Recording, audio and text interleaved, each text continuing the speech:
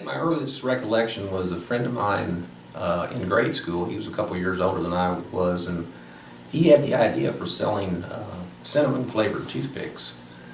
And so he enlisted me to go out and help market and sell these little packs of cinnamon toothpicks, and we would sell them for 5 cents a piece. So we eventually got shut down by the principal's office, but we made a few nickels before that happened. I went to work for Alltech in 1986. I had just gotten my master's degree in micro from Southern Illinois University, and I've been working on the production of lysine using bacteria to ferment sugar into lysine. Well, I wanted to open a lysine plant. I wanted to be the first person in America to do that. It was all being made in Japan at the time.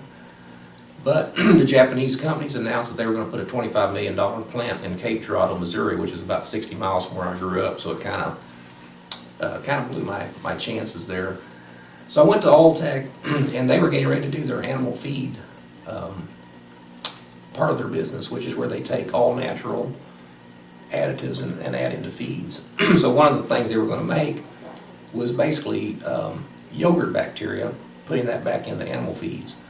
So with my experience of growing bacteria to produce lysine, I took that experience to make just yogurt bacteria, lactobacillus bacteria, and that's what I did at Alltech. I'd probably been there about a year, and what had happened, this product was really growing very fast. Dr. Lyons was selling this product all over the world, and part of the process for making these lactobacillus bacteria is that you had to grow them up in pure culture. You had to concentrate the cultures, freeze the cultures into a thin sheet, and then take those thin sheets and freeze dry them into a powder so you could put the powder back into the products. Well, as we grew, I knew that I had to come up with a better way or a quicker way to freeze for a couple different reasons. First of all, the quicker you freeze something, the faster you freeze it, the smaller the ice crystal is. So on a microscopic level, more bacteria would survive the process. On the other hand, when I figured out a way to do it in little pellets using liquid nitrogen, not only did I get a fast freeze, but I also was able to handle the product better. We could pour it in and out of containers now. It had better surface area to freeze dry and all that. So probably after about a year of being at Alltech, and after developing this process, I was making homemade ice cream with my neighbor, and I was talking to him about my love of ice cream. So I grew up on a farm and I love ice cream. And I said, you know, if we could freeze this ice cream faster, it'd have smaller ice crystals. And then I got to thinking about what I had developed, you know, for the lactobacillus. And I decided to try that. And it did make really, really good ice cream from the pellets. So I'd been there about a year or a year and a half whenever I had this idea. And then the more I thought about it, I thought, you know, this is a business opportunity that I should pursue. And I was still working at Alltech when I did this, but there was a weekend event when Festival Market used to be in downtown Lexington. They were getting ready to celebrate their 1-year anniversary of being open.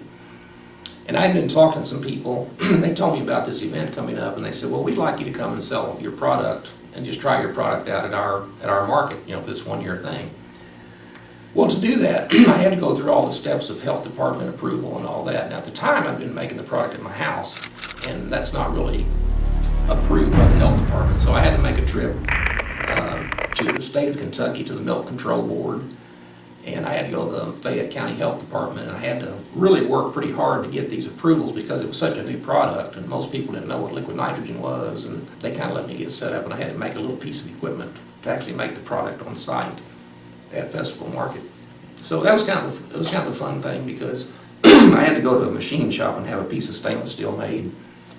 But to dress it up, I actually put it inside of an umbrella stand, and I actually dressed it up in a way that you could see the smoke blowing and stuff when you made it.